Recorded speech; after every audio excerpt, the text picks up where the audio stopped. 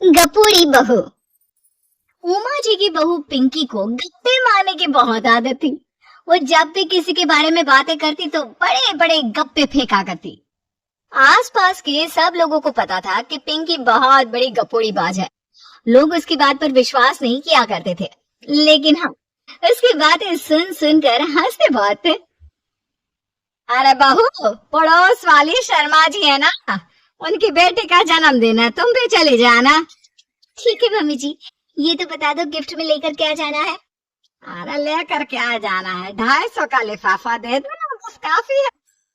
अरे मम्मी जी, अच्छा लगेगा क्या? पड़ोसी है हमारे, हमें कुछ बड़ा लेकर जाना चाहिए। अरे बहू, इतना काफी है। जानती हैं आप, मेरे मायके में जब पड़ोस में किसी की बर्थडे होती थी ना, तो मम्मी कुछ न कुछ गोल्ड का ही देकर भेजती थी। पड़ोसी के बर्थडे में कैसी बातें करती हो? और नहीं तो क्या, आपकी तरह थोड़ी ना लिफाफा पकड़ा दिया। पिंकी शर्मा जी की बेटी के जन्मदिन में चली जाती है। अरे आज तो बड़ी सुंदर लग रही हो साड़ी में। जी मैं तो लहंगा पहनकर आने वाली थी, मम्मी जी नहीं मानी। अरे बेटा, बर्थडे पार्टी में तो साड़ी चल जाती है, मेरा मतलब कोई शादी थोड़ी ना है। कैसी बात कर रही हैं आप आंटी जी? मेरे मायके में तो छोटे छोटे फंक्शन भी हम लोग लहंगा बनवाते थे बुटीक से, डिजाइन करवाकर। चाहे पड़ोस में किसी का जन्मदिन हो, मेरी मम्मी हमेशा बुटीक से नया लहंगा डिजाइन करवाती थी। मैंने तो ऐसा कहीं नहीं देखा। ये तो तुमने आज बड़े कमाल की बात बताई। अरे जाने दीजिए, कोई बात नहीं। और बताइए, आपकी बेटी नजर नहीं आ रही। अरे भाभी, मैं यहाँ हूँ। ये देखिए मेरा ड्रेस। ठीक है, मतलब बर्थडे के हिसाब से थोड़ा हल्का है ना। अरे भाभी, इतना सुंदर गाउन पहना है मैंने। मैं ना शादी से पहले अपने बर्थडे पर हमेशा जरी वाला लहंगा पहना करती थी। यही मैं तुम्हारी मम्मी को भी बता रही थी। इसके बाद केक काटने का प्रोग्राम शुरू होता है। सब लोग इकट्ठे हो जाते हैं।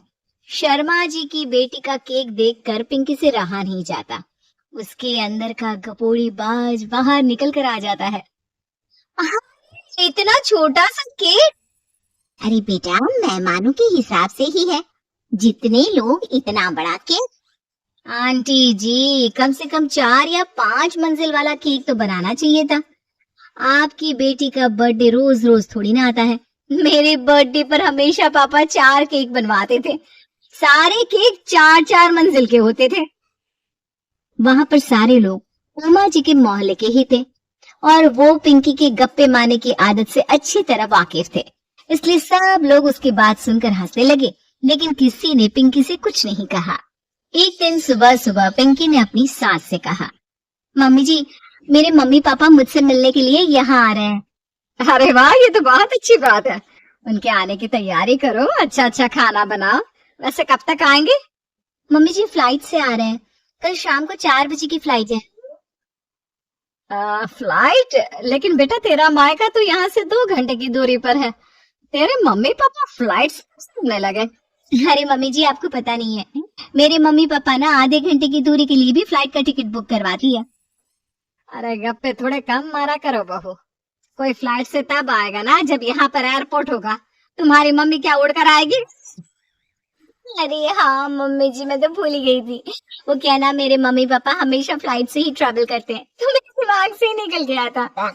अगले दिन पिंकी की मम्मी और पापा पिंकी से मिलने के लिए उसके घर आते हैं। आइए आइए जी, आपका बहुत बहुत स्वागत है। और समधन जी, हमारी बेटे की कोई शिकायत तो नहीं ना? ठीक से संभाल लिया है ना आपका घर? अरे मेरी बहू बहुत समझदार है, घर का काम बहुत अच्छे तरीके से करती है। बस थोड़ा ज्यादा बोलने की आदत है उसे, आपको परेशान करती होगी ना। बात तो आपकी सही है, उसकी थोड़ा ज्यादा नहीं बहुत ज्यादा बोलने की आदत है। लेकिन कोई बात नहीं, आपकी बेटी दिल की बहुत अच्छी है, बस थोड़ा बोल भी ही तो ज्यादा है। पिंकी बेटा, इधर आओ, देखो तुम्हारे मम्मी पापा आए हैं। तुमने इनके लिए खाना तो बना लिया ना? वो क्या है ना मम्मी जी, आपसे एक बात कहनी थी। हाँ हाँ बोलो बहू, क्या बात है? डरने की कोई जरूरत नहीं। वो मम्मी जी, मैंने सोचा मम्मी पापा आए हैं तो खाना बाहर से मंगवा लेती हूँ। अरे कोई बात नहीं बेटा, वैसे भी तुम किचन में काम करने लग जाती तो अपने मम्मी पापा से बात कब करती। बहुत अच्छा किया।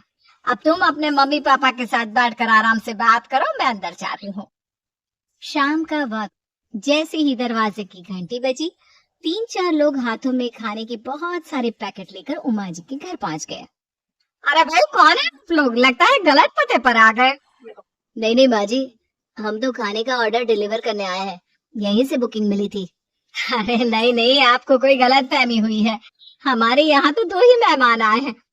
आपके हाथ के पैकेट देखकर लगता है इसमें 50 लोगों का खाना है। बाजी आपने सही समझा, खाना तो इसमें 50 लोगों का ही है, क्योंकि हमें ऑर्डर यहीं से 50 लोगों का मिला है।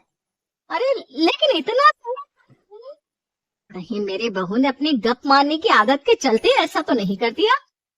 ये खाना आप रख लीजिए और हमें हमारे पैसे दे दीजिए। अच्छा, वैसे कितने का बिल बना? ज्यादा नहीं, बस 10,000 दे दीजिए। उन लोगों की बात सुनकर उमा जी पिंकी को आवाज देकर वहां बुलाती है। जैसे ही पिंकी वहां आती है, खुश होते हुए उन लोगों को वहां पर खाना रखने के लिए कहती है। अरे इतना सारा खाना क्यों मंगवाया बहू? अरे मम्मी जी, मैंने आपको बताया तो था, मम्मी पापा आए हैं तो मैं खाना बाहर से मंगवा रही हूँ। ये बात सही है बेटा, लेकिन 2 लोगों के लिए 50 लोगों का।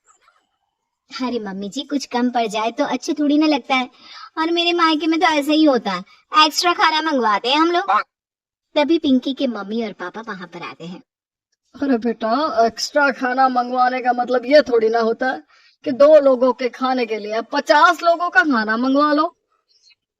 और बेटा, तुम्हारी गप मारने की आदत के चलते 10,000 का बिल आया है, तुम्हें नहीं लगता ये गलत है?